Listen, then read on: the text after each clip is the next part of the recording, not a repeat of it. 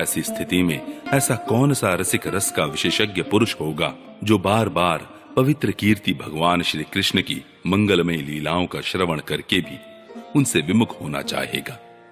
जो वाणी भगवान के गुणों का गान करती है वही सच्ची वाणी है। वे ही हाथ सच्चे हाथ हैं जो भगवान की सेवा के लिए काम करते हैं। वही मन सच्चा मन है जो चराचर प्राणियों में निवास करने वाले भगवान का स्मरण करता है। और वे ही कान वास्तव में कान कहने योग्य हैं जो भगवान की पुण्यमयी कथाओं का श्रवण करते हैं। वही सिर है जो चराचर जगत को भगवान की चल अचल प्रतिमा समझकर नमस्कार करता है। और जो सर्वत्र भगवद विग्रह का दर्शन करते हैं वे ही नेत्र वास्तव में नेत्र हैं। शरीर के जो अंग भगवान और उनके भक्तों के चरणोदक का सेवन करते हैं वे ही अंग वास्तव में अंग हैं। सच पूछिए तो उन्हीं का होना सफल है। सूत जी कहते हैं, शौनकादि ऋषियों, जब राजा परीक्षित ने इस प्रकार प्रश्न किया तब भगवान श्री सुखदेव जी का हृदय भगवान श्री कृष्ण में ही तल्लीन हो गया। उन्होंने परीक्षित से इस प्रकार कहा। श्री सुखदेव जी ने कहा, परीक्षित, एक ब्राह्मण भगवान श्री कृष्ण के परम मित्र थे। वे बड़े ब्रह्म ज्ञानी, विषयों से विरक्त, शांत चित्त और जितेंद्रिय थे। वे गृहस्थ होने पर भी किसी प्रकार का संग्रह परिग्रह न रखकर प्रारब्ध के अनुसार जो कुछ मिल जाता उसी में संतुष्ट रहते थे। उनके वस्त्र तो फटे पुराने थे ही, उनकी पत्नी के भी वैसे ही थे।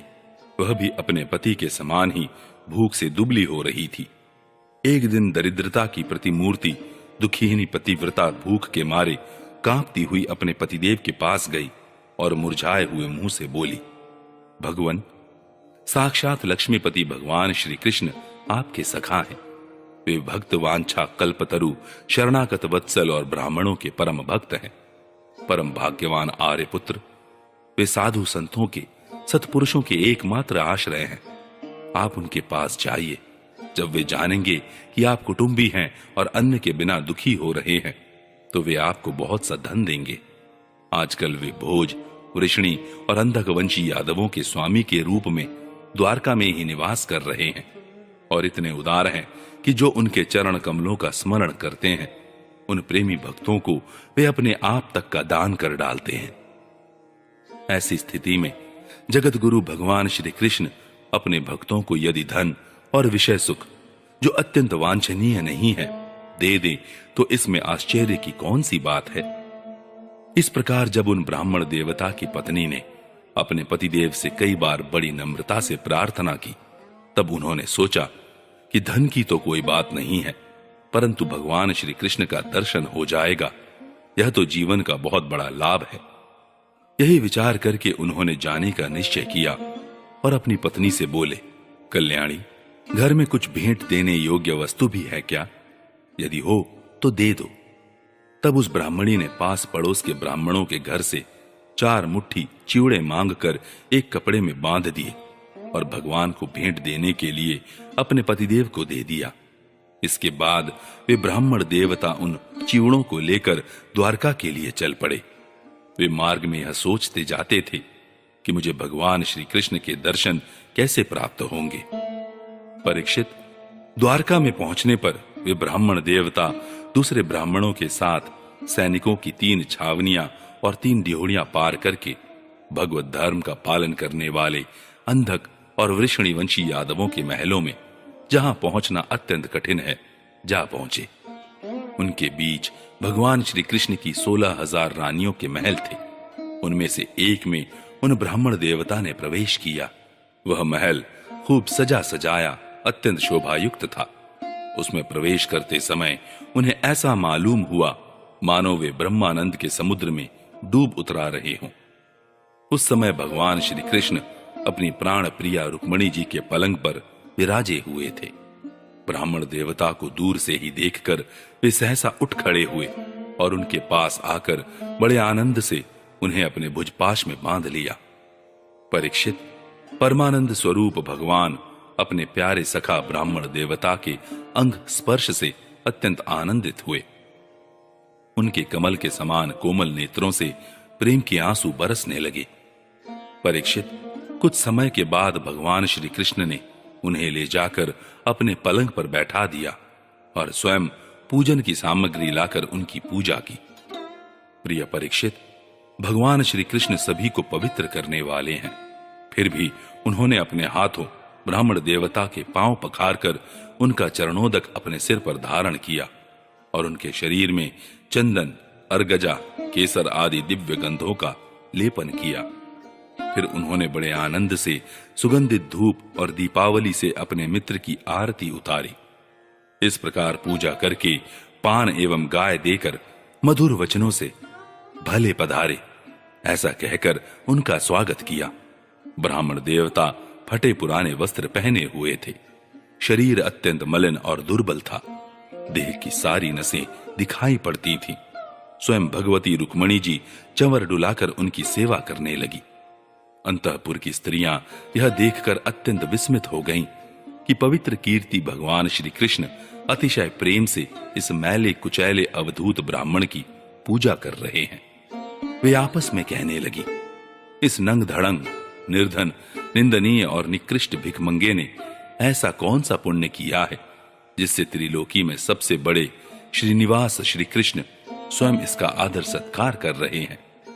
देखो तो सही, इन्होंने अपने पलंग पर सेवा करती हुई स्वयं लक्ष्मी रूपिणी रुक्मणी जी को छोड़कर इस ब्राह्मण को अपने बड़े भाई बलराम जी के समान हृदय से लगाया है। प्रिय परीक्षित, भगवान श्री कृष्ण और वे ब्राह्मण दोनों एक दूसरे का हाथ पकड़कर अपने पूर्व जीवन की उन आनंददायक घटनाओं का स्मरण और वर्णन करने लगे जो गुरुकुल में रहते समय घटित हुई थी। भगवान श्री कृष्ण ने कहा, धर्म की मर्मज्ञ ब्राह्मण देव, गुरु दक्षिणा देकर जब आप गुरुकुल से लौट आए तब आपने अपने अनुरूप स्त्री से विवाह किया या नहीं? मैं जानता हूं कि आपका चित्त गृहस्थी में रहने पर भी प्राय विषय भोगों में आसक्त नहीं है।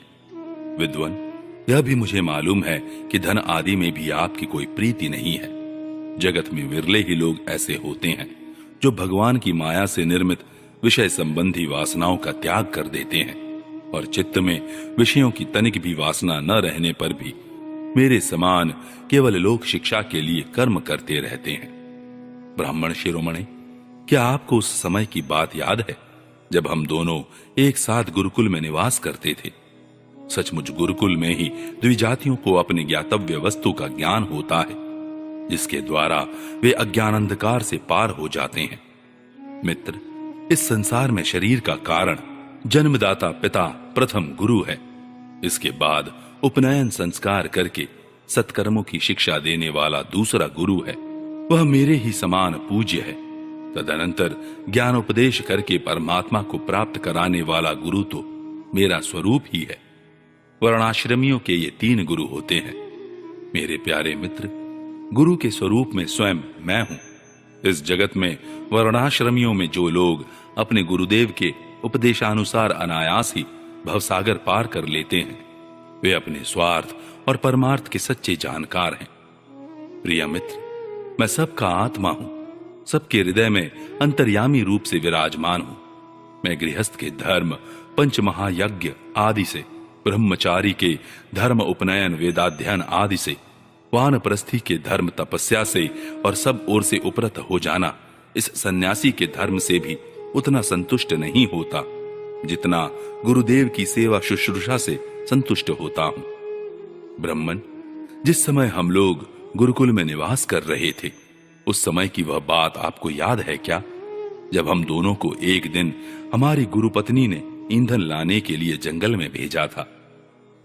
उस समय हम लोग एक घोर जंगल में गए हुए थे और बिना ऋतु के ही बड़ा भयंकर आंधी पानी आ गया था। आकाश में बिजली कड़कने लगी थी। तब तक सूर्यास्त हो गया। चारों ओर अंधेरा ही अंधेरा फैल गया।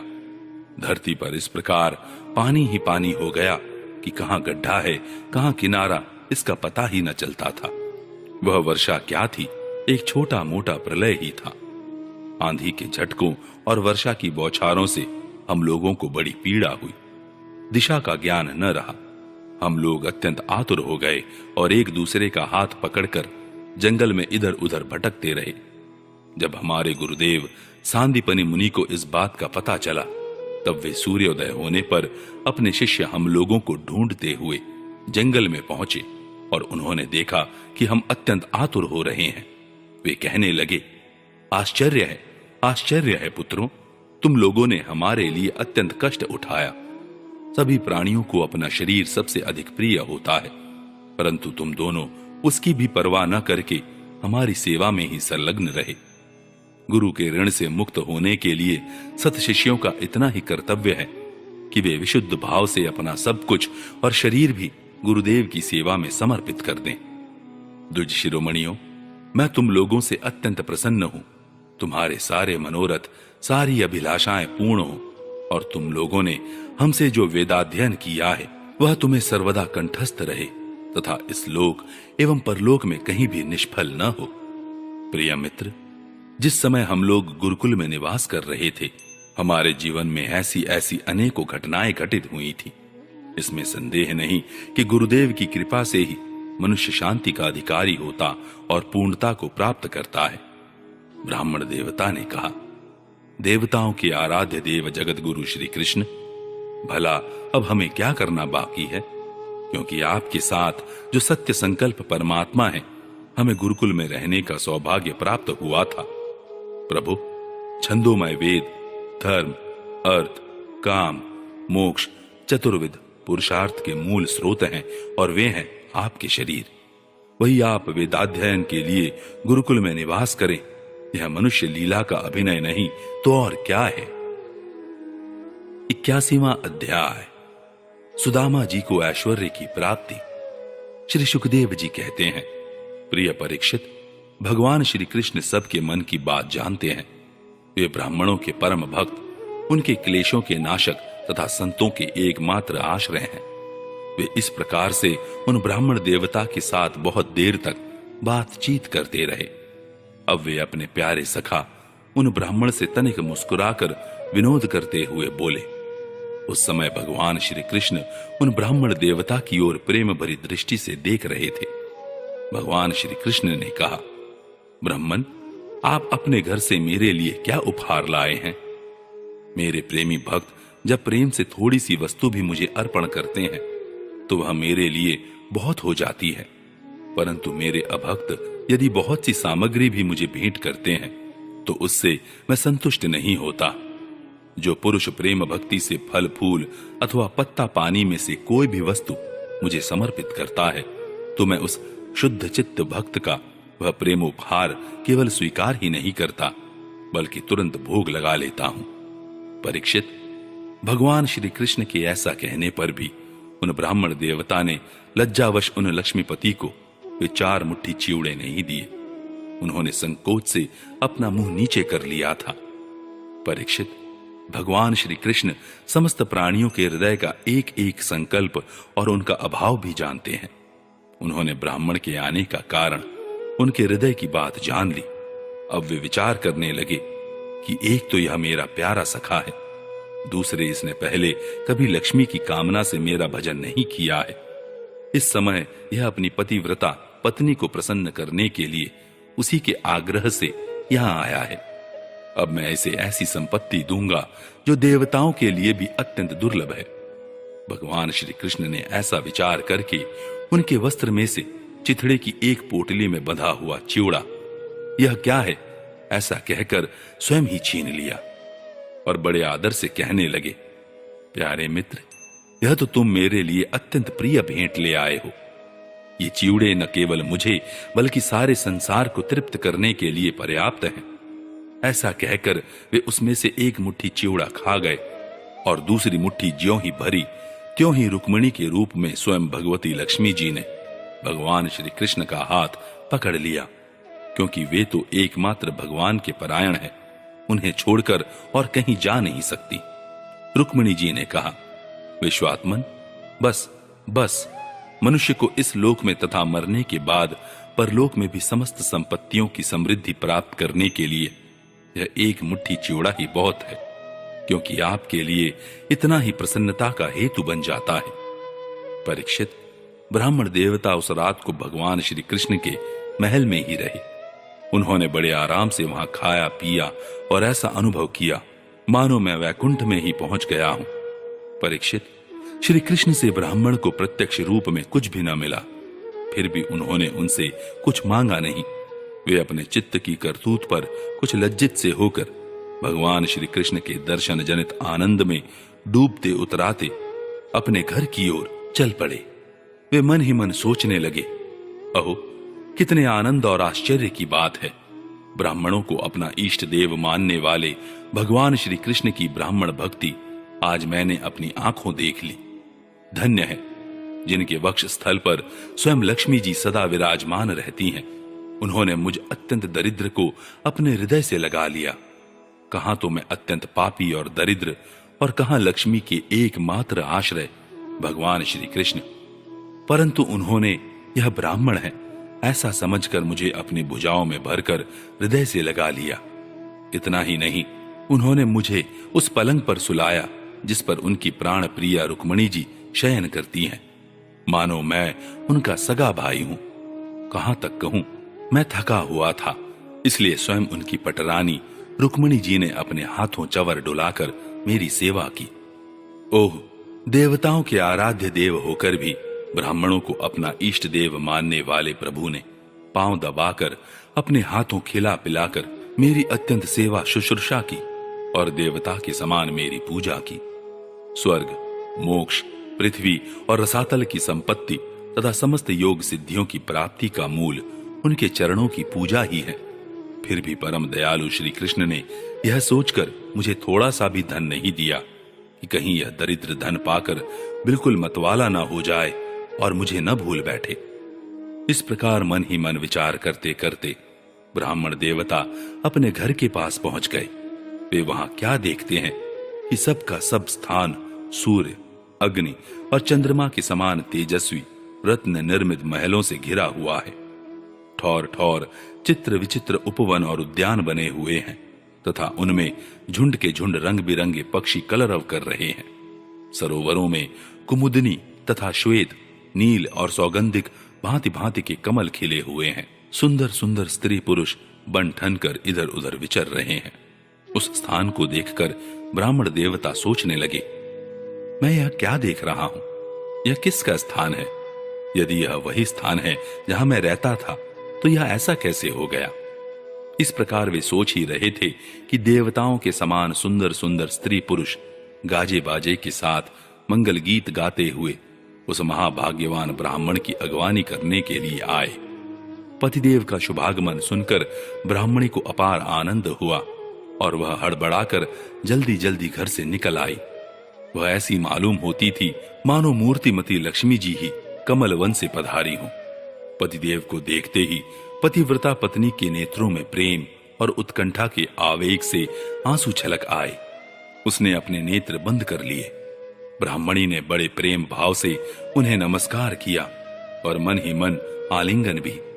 प्रिय परीक्षित, ब्राह्मण पत्नी सोने का हार पहनी हुई दासियों के बीच में विमान स्थित देवांगना के समान अत्यंत शोभायमान एवं देदीप्यमान हो रही थी। उसे इस रूप में देखकर वे विस्मित हो गए। उन्होंने अपनी पत्नी के साथ बड़े प्रेम से अपने महल में प्रवेश किया। उनका महल क्या था, मानो देवराज इंद्र का निवास स्थान। इसमें मणियों के सैकड़ों खंबे खड़े थे। हाथी के दांत के बने हुए और सोने के पात से मढ़े हुए पलंगों पर दूध के फेन की तरह श्वेत और कोमल बिछौने बिछ रहे थे। बहुत से चंवर वहां रखे हुए थे जिनमें सोने की डंडियां लगी हुई थीं।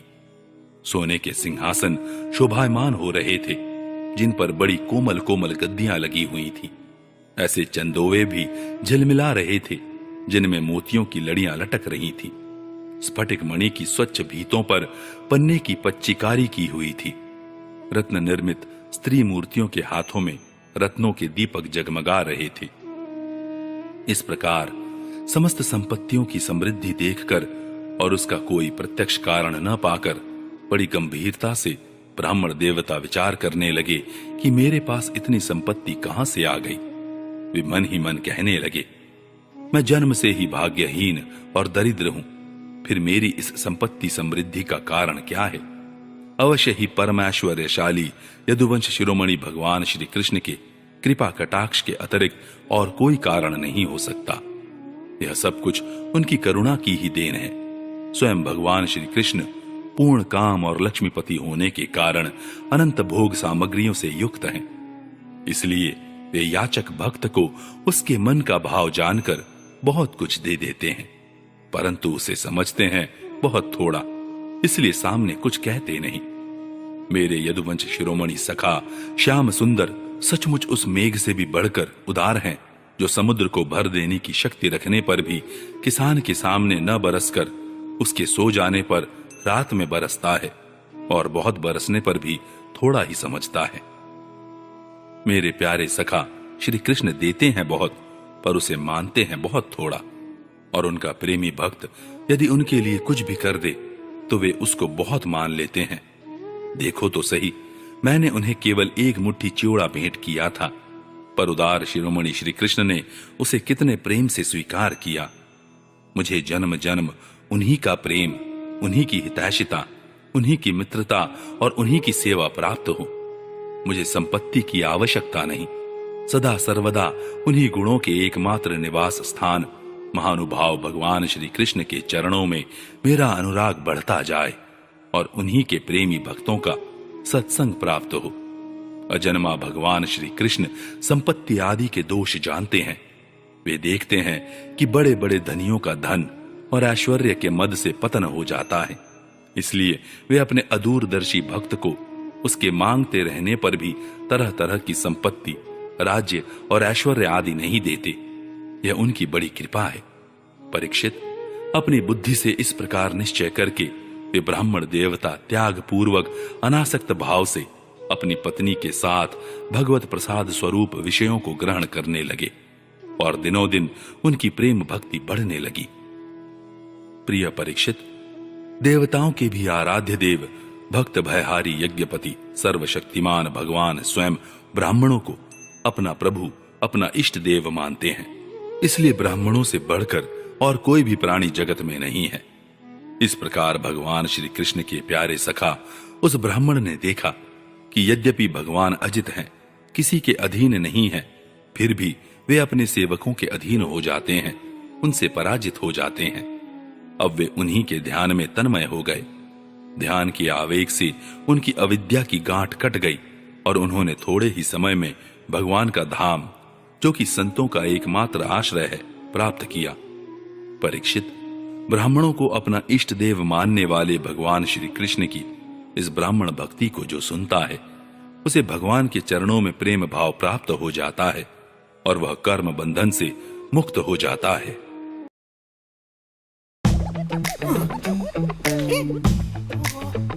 सेफ इन्वेस्टर्स के लिए, बोल्ड इन्वेस्टर्स के लिए angel one for everyone. 2.5 crore Indians की तरह आप भी शुरू कीजिए angel one for everyone. Investments in securities market are subject to market risks. Read all the related documents carefully before investing.